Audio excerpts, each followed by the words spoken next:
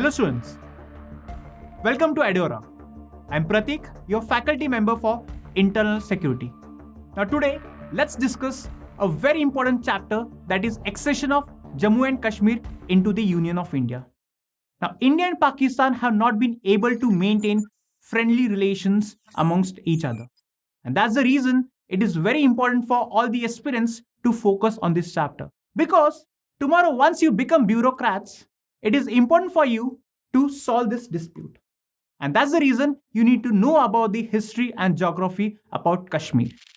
Now, once India gained freedom in 1947, there were three regions.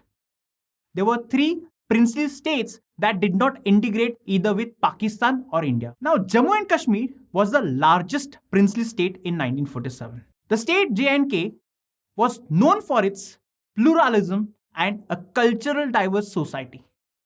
Despite having nearly 77% of Muslim population, it was ruled by a Hindu king in the name Maharaja Hari Singh.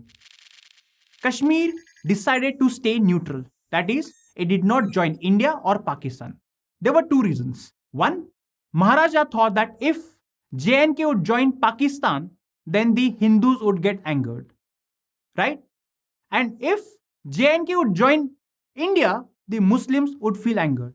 This was the confusion. That's the reason the Maharaja did not join either India or Pakistan, and he decided to stay neutral.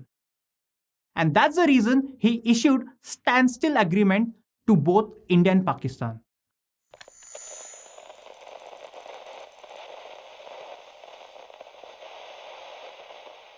Pakistanis became impatient, and that's the reason they suspended the railway services between Sialkot and Jammu.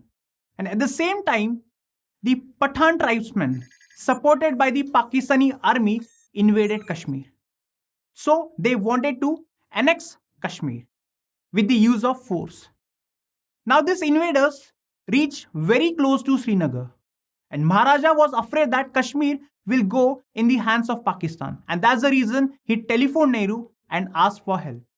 But then Nehru's friend Mountbatten, he said that under international law, if India wants to help Maharaja, then Kashmir has to be a part of India, and then only India can send the troops to Kashmir. And that's the reason on 26th October 1947, Maharaja Hari Singh signed Instrument of Accession. And with the signing of Instrument of Accession, Kashmir became a part of Union of India. So once Maharaja Hari Singh signed the Instrument of Accession, Kashmir became a part of Union of India. And then we sent our troops and drove away the invaders. When Indian army went into Kashmir to drive away the invaders, they were able to drive up to this point.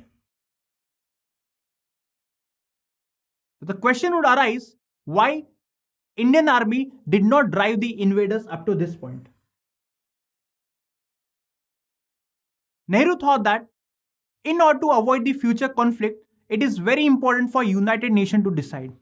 So, temporary India and Pakistan signed a ceasefire agreement. What is ceasefire agreement? Which means both the countries are not going to fight. They are going to suspend fighting. And that's the reason ceasefire agreement was signed between India and Pakistan, and then the matter was taken in the United Nations. The United Nations proposed that referendum should be held. Now, what is referendum? Here, people will directly vote, as in to decide if Kashmir will remain a part of India or Pakistan. United Nations came up with the proposal and said that referendum should be held, but with a condition. What was the condition? That these Pakistani soldiers who are deployed along the LOC should be taken back. Which means referendum should be taken place without the presence of Pakistani army. Which means in a free atmosphere, without the fear of any army, referendum should be taken place. This was the mandate of United Nations. But Pakistani army did not withdraw their forces along the border because they knew people are going to vote for India. And that's the reason referendum was never held in Kashmir. And that's the reason it's unsolved border dispute between India and Pakistan.